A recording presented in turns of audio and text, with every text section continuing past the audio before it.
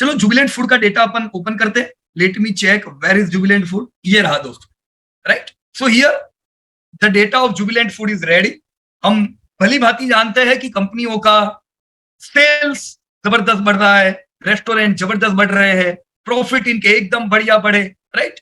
Margin इनके expand हो रहे थे और इसीलिए इसने 20-25 गुना करके दिया आईपीओ से लेके अभी तक 12 सालों में, राइट। तो बहुत अच्छा कमा के दिया हुआ है। पर अभी क्या?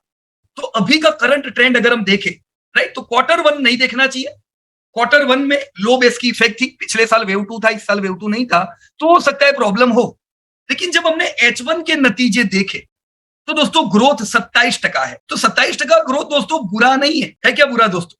बुरा नहीं है। 27% ग्रोथ इज गुड ग्रोथ। धंधे में दोस्तों इसके प्रॉब्लम नहीं थे। एक बात है, पिछले साल जो 33% का ग्रोथ था, 81% का प्रॉफिट ग्रोथ था, 33, 81, तो इनके वैल्यूएशन किधर होंगे दोस्तों? क्या ये 30 या 80 के पीई के नीचे मिलेगा जब सब अच्छा था? कोई डाउट ही नहीं है, ये 30 से 80 से महंगे पीई पे मिलता होगा। तो मैंने यहाँ पे पिछले साल का पीई भी शायद लिखा होगा, देखने तो मेरे को लिखा है कि नहीं, जनरली मैं लिखता हूं। देखो कितने का पीई है दोस्तों? 82 का पीई है। क्यों 82 का पीई? क्योंकि आपको 82% का ग्रोथ मिल रहा था। क्या दिक्कत थी? Right, everything was fine, valuations were fine, sales profit were good, share आपका दौड़ रहा था। तो फिर इसको प्रॉब्लम किधर आया? क्वार्टर वन में 41% सेल्स ग्रोथ, तो कोई दिक्कत की बात नहीं है, राइट। आपके मार्जिन डिक्रीज हुए, 10% के मार्जिन दोस्तों 9% हो गए क्वार्टर वन में। अब 1% मार्जिन दोस्तों आपके प्रॉफिट को गिरा सकता है। ध्यान रखना दोस्तों, please everybody please focus here. Demand थी, मार्जिन डिक्रीज हुए, पर ये डिमांड में हमको याद रखना है वेव टू की भी इफेक्ट थी, राइट। मार्जिन डिक्रीज हुए 1% से, तो हमारे प्रॉफिट 1% से गिरे दोस्तों। कितने परसेंटेज से गिरे बताओ? हाँ, लोगों को लगता है 1% मार्जिन क्या फर्क पड़ता है यार, क्यों मार्जिन, ये कॉस्ट वॉस्ट क्यों देखने का। 1% मार्जिन यानी आपके प्रॉफिट 81 के 64 आ गए, जो हम एकदम खुश होके 80 का पीई देते थे पिछले साल।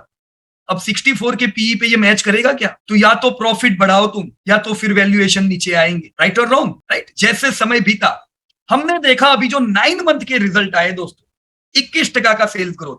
दोस्तों यहां से अपनी आइडिया क्लियर हो गई है। पिछले साल 33 था, 21 पूरा नहीं है, पर पिछले साल जैसा नहीं है, राइट। सो 21% ग्रोथ अच्छा है, पर जो हम इनको वैल्यूएशन देते 80 के, उसके हिसाब से 21% का ग्रोथ इतना जबरदस्त नहीं है, राइट। हम कहेंगे 21 is good growth, but not as per their valuation, right. No problem, चलो ग्रोथ है 21% का, कोई दिक्कत नहीं है। ये प्रॉब्लम कभी क्रिएट नहीं करेगा 21% का ग्रोथ, राइट। अब मार्जिन ये और 1% गिर के आ गए, मतलब 10 से सीधे 8.4% के मार्जिन। ओ माय गॉड दोस्तों, अगर आप पिछले साल के 9 महीने के मार्जिन देखो 10%, अभी के मार्जिन 8.5%। आपके मार्जिन डिक्रीज होने से फर्क किधर पड़ा पता है? प्रॉफिट में दिख रहा है आपको दोस्तों। धंधे मेरे 21% से बढ़े, मेरे रेस्टोरेंट 18% से बढ़े।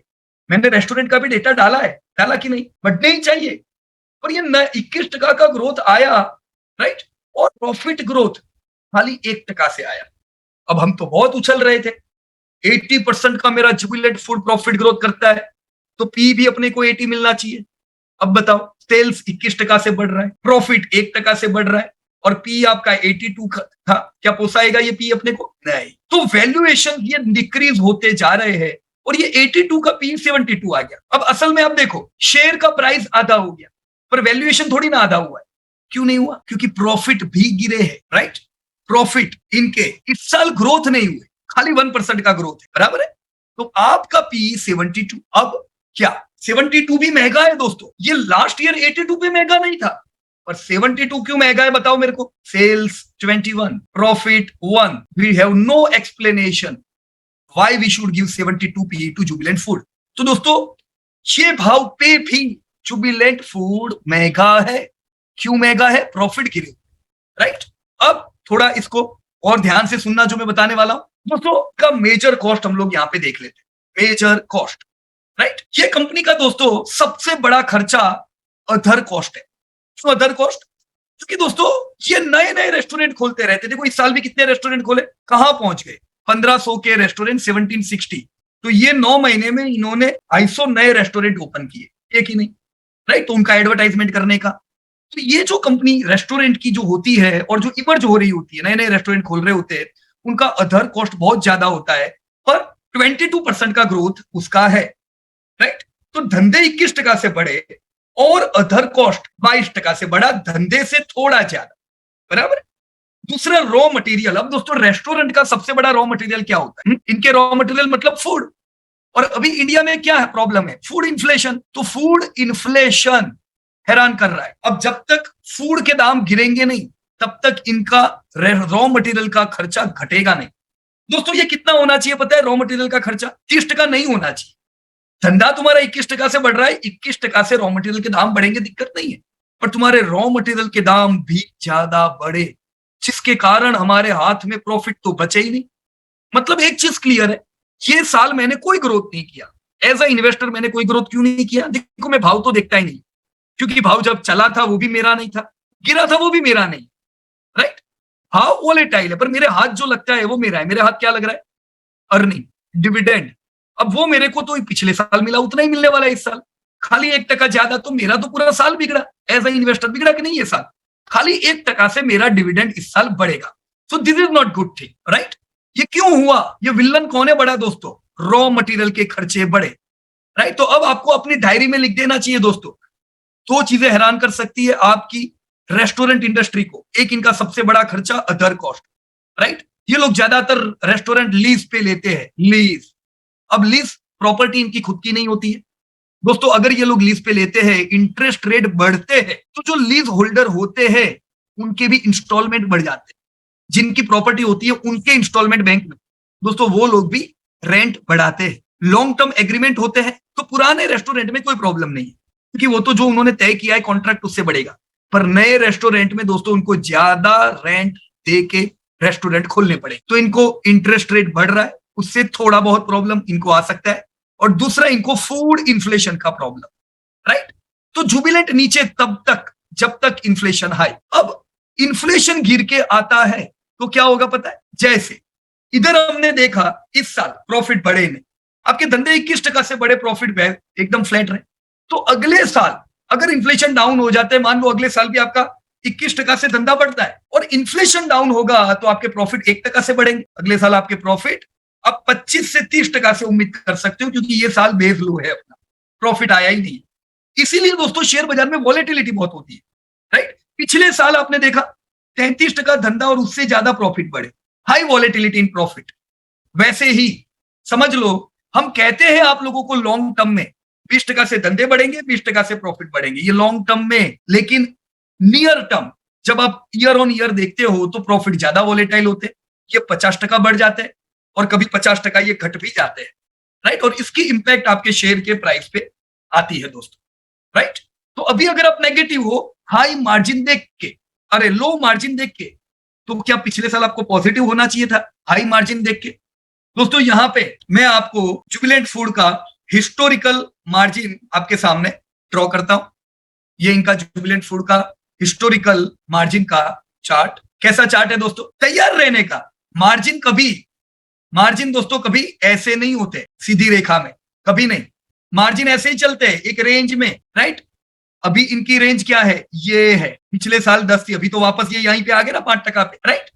तो इनकी रेंज, लोअर रेंज जब होती है मार्जिन की, तो उसके बाद मार्जिन सुधरेंगे तो वो अपर भी आ जाता, राइट। तो लोअर रेंज पे नेगेटिव नहीं होने का, और जब मार्जिन अच्छे हो तब पॉजिटिव नहीं होने का। तब ये नहीं सोचने का कि बढ़िया मार्जिन है कभी गिरेंगे ही नहीं।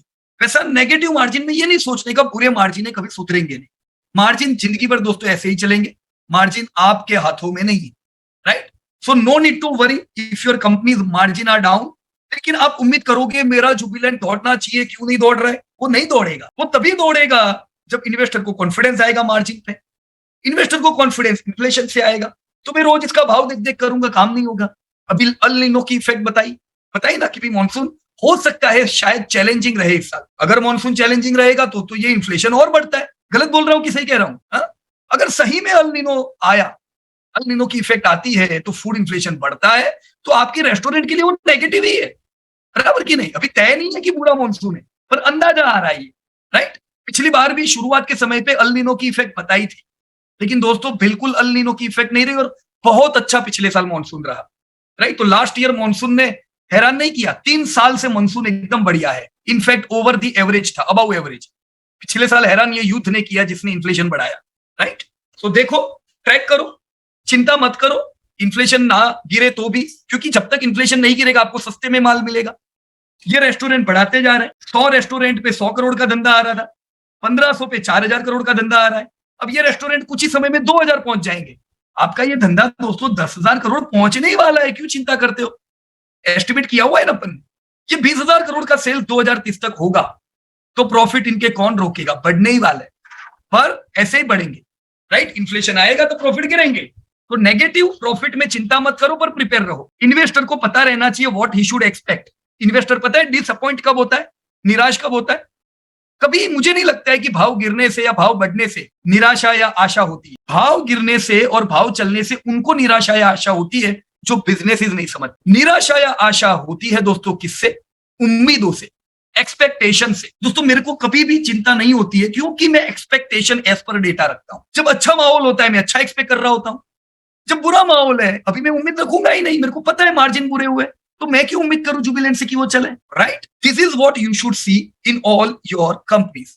प्रॉब्लम ढूंढो, अभी क्या प्रॉब्लम चल रहा है। देखो हमने यहाँ पे लिखा है कि हमने सेल्स डाउनग्रेड किया, 18% की उम्मीद है। मार्जिन और प्रॉफिट डाउनग्रेड किए, 9% से ही प्रॉफिट शायद इस साल बढ़ेंगे, right. So no need to worry.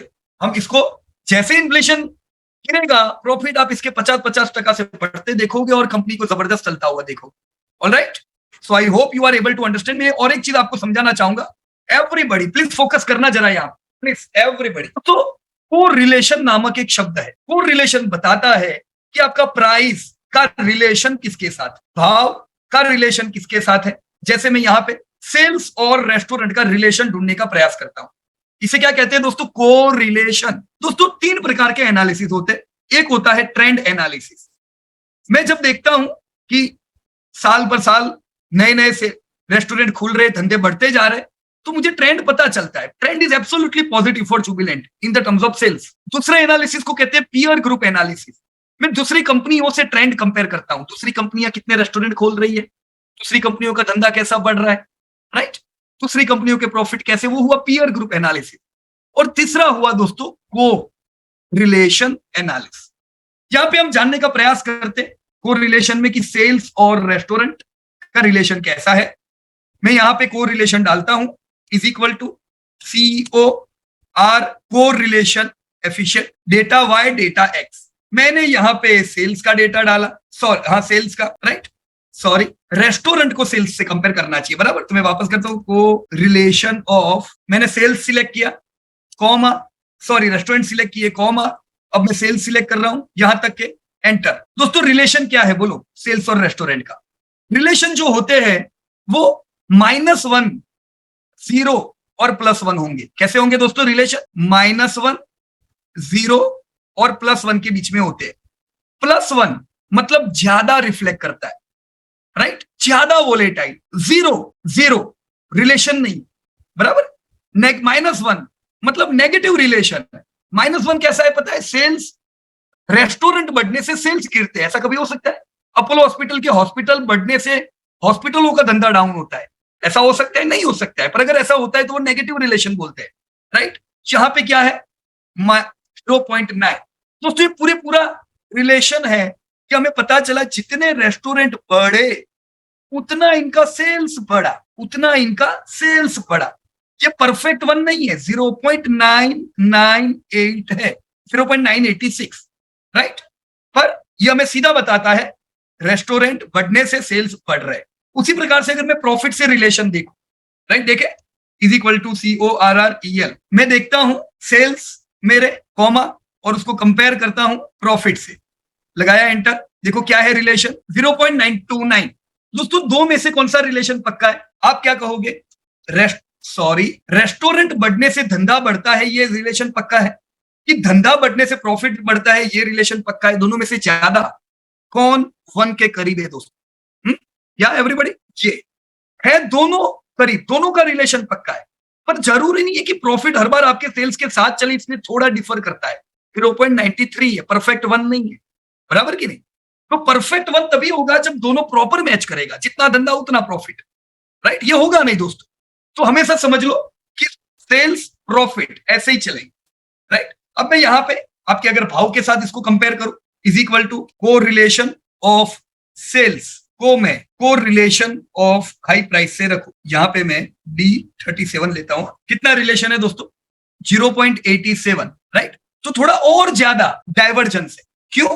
क्योंकि भाव पूरे पूरे रिफ्लेक्ट नहीं करते, फर्क पड़ता है दोस्तों भाव में। क्यों फर्क पड़ा ये? क्योंकि यार आपके मार्जिन गिर जाते हैं, कभी मार्जिन बढ़ जाते हैं।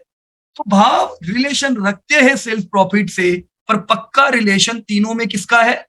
वॉल्यूम और सेल्स का, राइट। उसी प्रकार से एक और चीज देखनी चाहिए दोस्तों, भाव प्रॉफिट्स के साथ कितना रिलेट करते हैं, राइट। मैं इधर लिखता हूं इज इक्वल टू को रिलेशन ऑफ प्रॉफिट, मैं यहां तक की डेटा लेता हूं, आईपीओ आया तब से, कॉमा सेम चीज प्राइस, मारो एंटर, 0.91।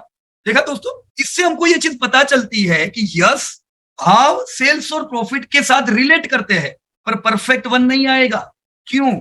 यही वॉलेटिलिटी की वजह से। और लोग क्या उम्मीद करते हैं कि हमेशा मेरे भाव बढ़ते जाए, राइट फ्रेंड्स। ऐसा उम्मीद नहीं रखने का। उम्मीद जब आपकी प्रॉपर ना हो तभी दोस्तों निराशा आती। उम्मीद वहां पे करो जहां पे पूरा हाईवे क्लियर हो, right friends. So this was your Jubilant food example.